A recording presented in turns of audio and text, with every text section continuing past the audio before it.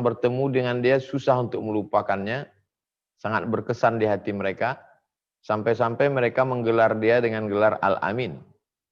Kalau yang menggelar Nabi Muhammad SAW itu Al-Amin adalah Abu Bakar, Umar, Utsman, Ali, itu sesuatu yang wajar, karena sahabatnya, karena temannya.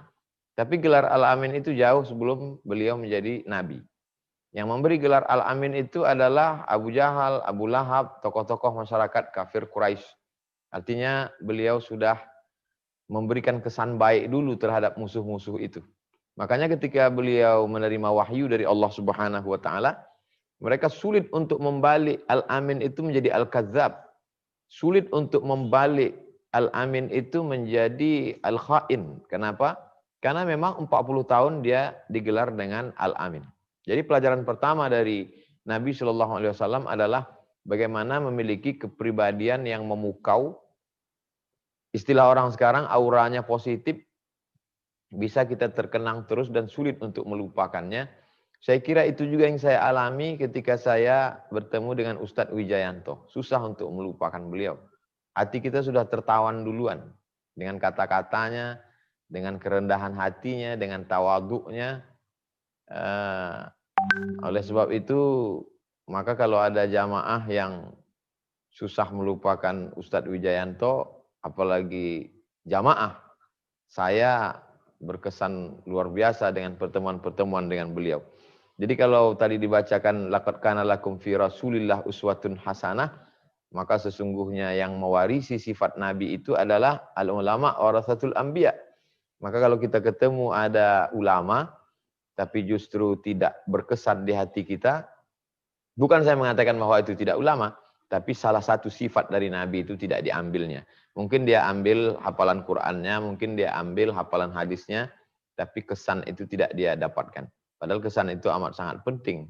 Karena kalau kesan itu merasuk ke dalam pikiran kita akan ingat ucapannya, kita akan ingat nasihatnya, kita akan ingat kata-kata yang hikmah dari mulutnya, karena semuanya berawal dari cinta. Kalau kita sudah cinta kepada orang, ingatan kita semakin kuat. Saya di antara guru-guru saya dulu ketika di madrasah, di sekolah, mana yang paling saya cinta, yang paling saya terkesan, itulah yang paling melekat pelajaran di kepala saya. Dan beberapa pelajaran dari Ustadz Wijayanto, demi Allah, saya katakan melekat, ingat di kepala saya, itu menunjukkan bahwa hati saya sudah tertawan oleh Ustadz Wijayanto. Mudah-mudahan Ustadz Wijayanto panjang umur, sehat badan, diberikan barokah dalam hidup, sehingga kebersamaan kita tidak hanya di dunia, tapi bersama sampai di surga bersama Nabi Muhammad Sallallahu Alaihi Wasallam. Ini yang paling penting dimiliki oleh setiap da'i. Karena da'i itu kan asal katanya da'aya da'u da'watun ila ta'am, mengajak kepada makanan. Bagaimana mungkin kita mengajak orang kepada makanan kalau kata-kata yang dipakai itu adalah kata-kata kasar, kata-kata tidak santun, kata-kata yang tidak memukau, kata-kata yang membuat orang jemu dan bosan. Maka Nabi SAW itu disebut salah satu mukjizatnya itu jawami'ul kalim. Kata-kata yang singkat, padat, tapi penuh makna. Oleh sebab itu, pelajaran pertama, saya buatkan beberapa poin. Pelajaran pertama dari kehidupan Nabi Muhammad SAW adalah bahwa Nabi itu memiliki kepribadian yang, walaupun beliau sebelum menerima Iqra' bismi rabbikal ladzi khalaq, khalaqal insana min 'alaq, Iqra' wa rabbukal akramul ladzi 'allama bil qalam, 'allamal insana ma lam ya'lam. Sebelum dapat itu, maka orang Makkah itu sudah melihat dia sebagai sosok yang kepribadian yang luar biasa.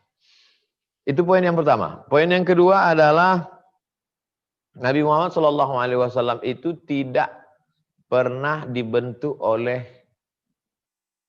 orang-orang yang terdekat dengan dia, tidak sempat membentuk kepribadiannya. Ada orang yang begitu terpengaruh oleh ayahnya. Nabi SAW tidak terpengaruh oleh ayahnya karena walamma tamma min hamlihi syahrani ala ashhuril aqwalil marwiyah tufiya bil madinatil munawwarati abuhu Abdullah. 2 bulan dia dalam kandungan rahim ibunya Aminah, maka dia sudah, ayahnya meninggal di Yathrib, di Al-Madinah Al-Munawwarah. Sehingga sentuhan seorang ayah tidak sempat melekat pada dirinya. Lalu kemudian kasih sayang seorang ibu juga tidak sempat mendalam. Karena di saat dia perlu peluk cium kasih seorang ibu, di situ pula dia dipisahkan Allah Subhanahu wa taala dari ibunya. Lalu kemudian pula dengan lingkungan sekitarnya juga tidak memberikan bekas terhadap kepribadiannya. Karena lingkungan di sekitarnya itu pezina, pejudi, penipu, pembohong, pemabuk.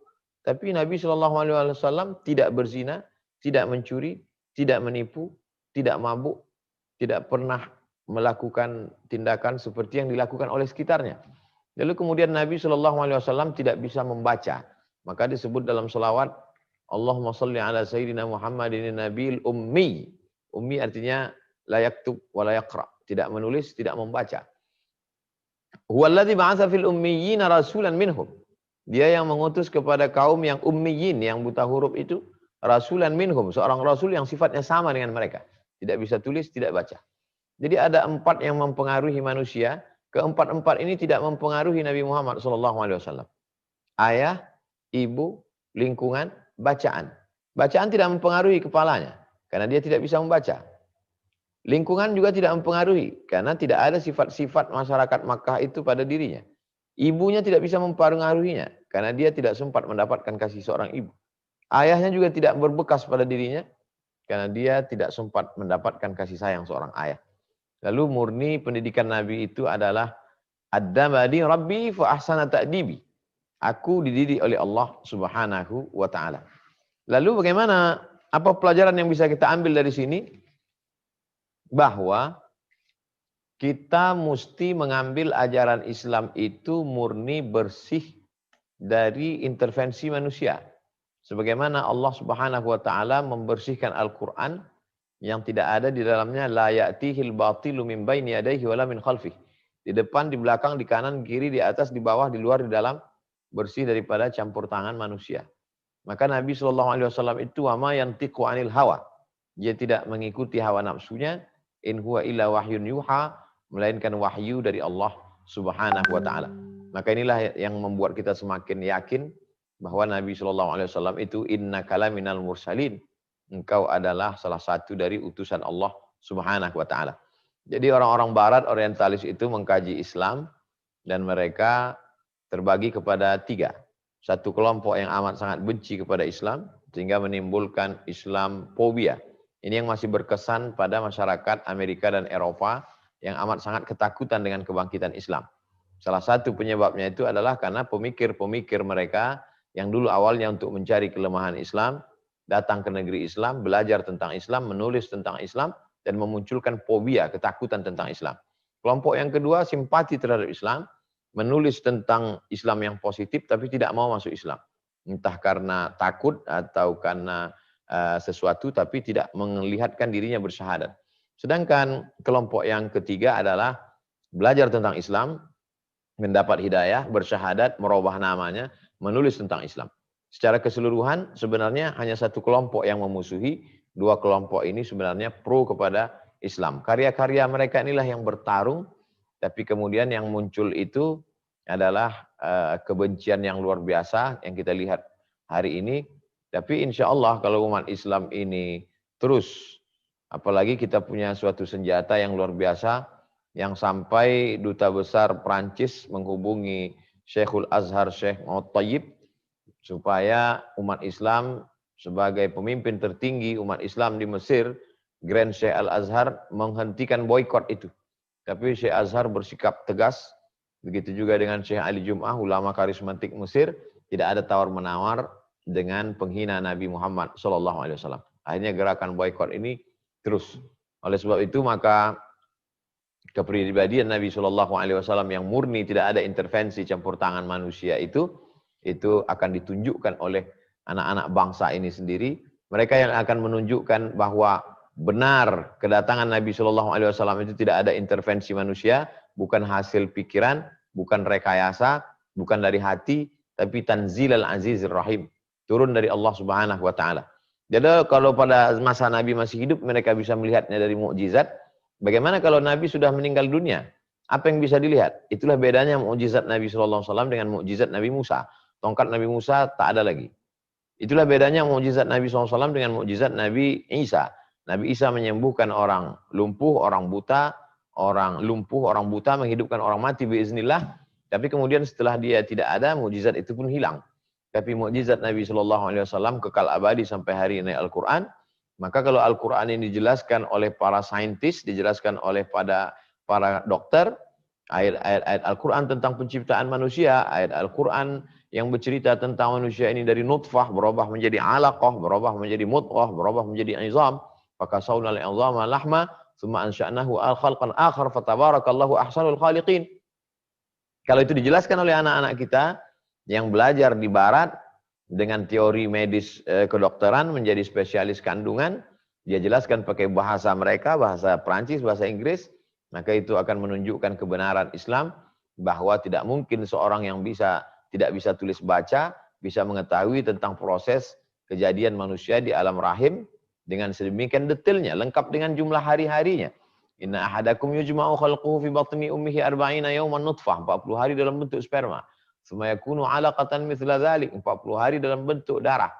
Tsumma yakunu mudghatan mithla dzalik, 40 hari dalam bentuk segumpal daging. Maka insyaallah sesuai dengan janji Allah dalam Al-Qur'an, sanurihim ayatina fil afaq.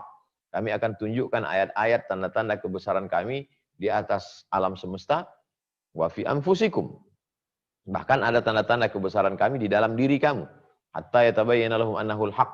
Sampai jelas bagi mereka bahwa agama ini benar datang dari Allah. Lalu kemudian afala taqilun, kenapa kamu tidak berpikir?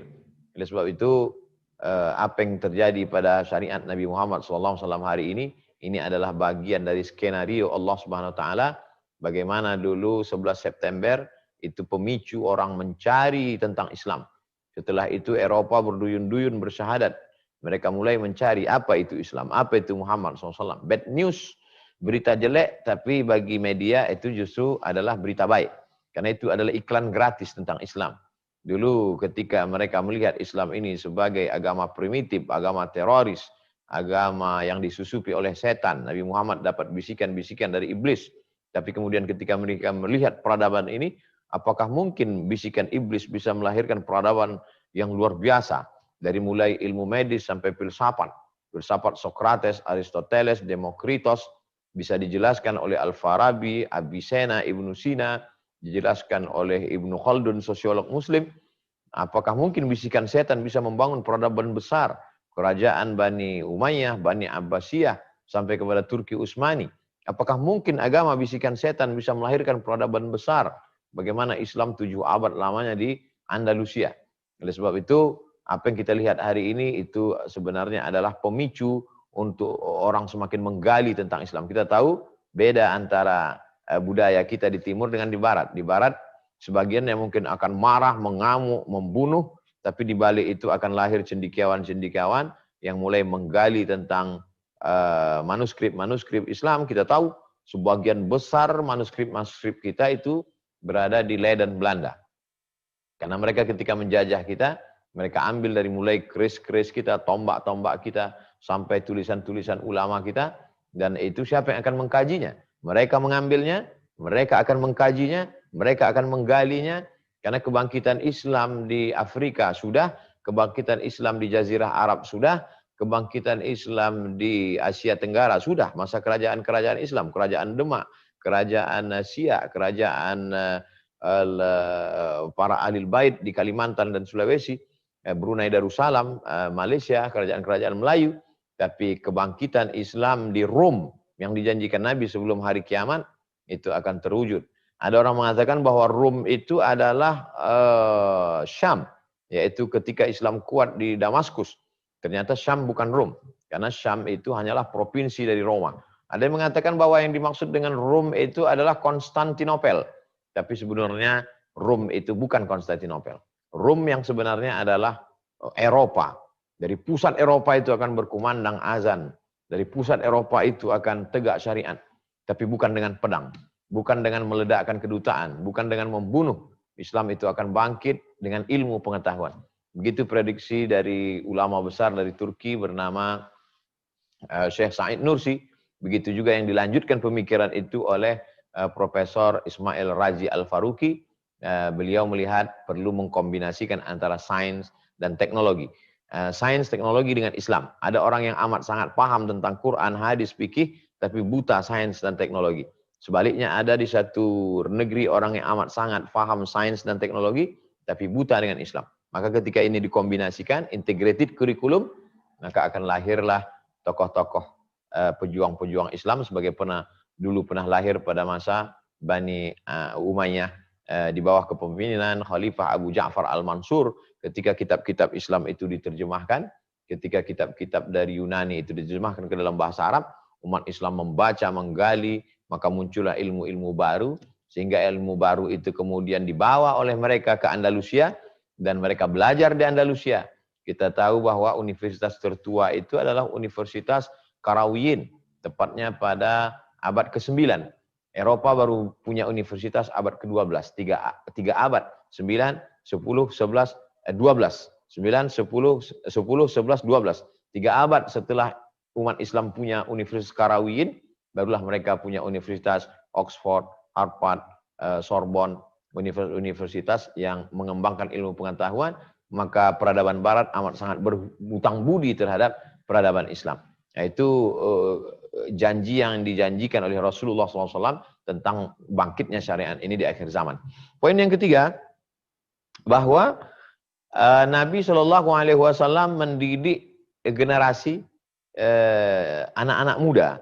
Ketika Nabi SAW dikelilingi oleh anak-anak muda yang luar biasa. Di sana ada Abdullah bin Abbas ketika Nabi meninggal umurnya 15 tahun. Di sana ada Abdullah bin Umar ketika Nabi meninggal umurnya 18 tahun. Di sana ada Anas bin Malik ketika Nabi meninggal umurnya 20 tahun. Karena ibunya Ummu Sulaim menyerahkan kepada Nabi ketika Nabi sampai di Madinah. Lalu kemudian dia berkata ketika Nabi meninggal, khadimtun nabiyya 10 sinin. Aku melayani Nabi selama 10 tahun.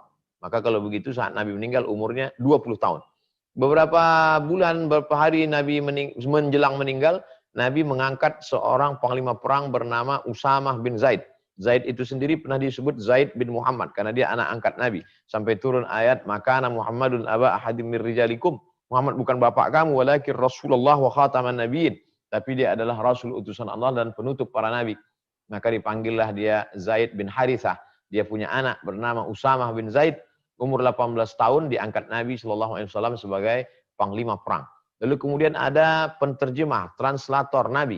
Penterjemah Nabi, kalau ada surat-surat dari orang Yahudi, dia yang membacakan. Surat Nabi, dia yang menulis dan menterjemahkannya ke dalam bahasa Yahudi, Bani Nadir, Bani Quraizah, Bani Qainuqa, Yahudi Khaybar. Dia adalah seorang sahabat bernama Zaid bin Thabit. Ketika Nabi, Abu Hurairah yang paling banyak menghafal hadis, yang paling tua di antara mereka berusia 33 tahun. Jadi usia mereka adalah 15, 18, 20, 33 ketika Nabi meninggal. Tentu ketika Nabi masih hidup mereka lebih muda lagi. Ketika Nabi mendidik generasi ini, maka setelah Nabi meninggal mereka inilah yang menonjol ke depan. Menonjol ke depan dalam bidang ilmu pengetahuan. Maka 7 di antara sahabat Nabi yang paling banyak menghafal hadis dan menyebarkannya itu, ya anak-anak muda ini. Di antaranya Abdullah bin Umar, Abdullah bin Abbas, Abdullah bin Amr bin As, kemudian Zaid bin Thabit, termasuk Aisyah. Aisyah, khudhu nisfa dinakum min Humaira. Ambillah setengah agama kamu dari Humaira. Nah, pelajaran yang ketiga ini adalah bagaimana kita mencetak kader-kader. Mungkin saat ini kita secara ekonomi boleh kalah, saat ini kita secara politik umat Islam boleh kalah, tapi dalam pendidikan tidak boleh. Idza waqa'an ala ahadikumul qiyamah. Andai kamu sudah mau mati, wa fi yadihi fasilah, di tanganmu ada bibit korma, falyughrisha, tanamkanlah. Bibit korma itulah yang ditanam oleh Nabi SAW. Nabi tidak sempat mencicipi buahnya yang manis, tidak sempat bernaung di bawah daunnya yang rimbun, tapi kemudian apa yang terjadi? 100 tahun setelah itu, muncullah Sahih Al-Bukhari, Sahih Muslim, Sunan Abi Daud, Sunan Nasai, Sunan Tirmidzi, Musnad Ahmad bin Hanbal, Muwatta Malik, Sunan Ad-Darimi. Itu semua adalah buah dari hafalan-hafalan para sahabat. Sahabat kemudian melanjutkan dengan tabi'in. Tabi'in kemudian melanjutkan transformasi ilmu dengan tabi'in. Oleh sebab itu hari ini kita persiapkan TK Quran, SD Quran, SMP Quran, SMA Quran, Sekolah Tinggi Ilmu Al-Quran. Tapi tidak hanya Quran melulu. Bagaimana mereka yang kuliah di Universitas Islam Indonesia Yogyakarta, Fakultas Kedokteran, justru di situ para penghafal Quran diberikan beasiswa full scholarship. Ini adalah kabar gembira bahwa akan lahirlah para penghafal Quran, yang dulu orang menganggap penghafal Quran itu hanya kiai, penghafal Quran itu hanya guru ngaji, penghafal Quran itu hanya imam sholat tarawih, maka 10 tahun akan datang, bahkan mungkin sekarang, ada dokter penghafal Quran, ada pengacara penghafal Quran, ada kepala dinas penghafal Quran, ada tentara hafal Quran, ada polisi hafal Quran. Nah, ini pelajaran yang ketiga dari perjalanan hidup Nabi Muhammad sallallahu alaihi wasallam. Saya kira itulah 3 poin yang saya dapat sampaikan. Tadi sudah saya lihat jam dari 8.30 sekarang ke 8.50. 20 menit 3 poin itu sebagai pengantar dialog kita, persis seperti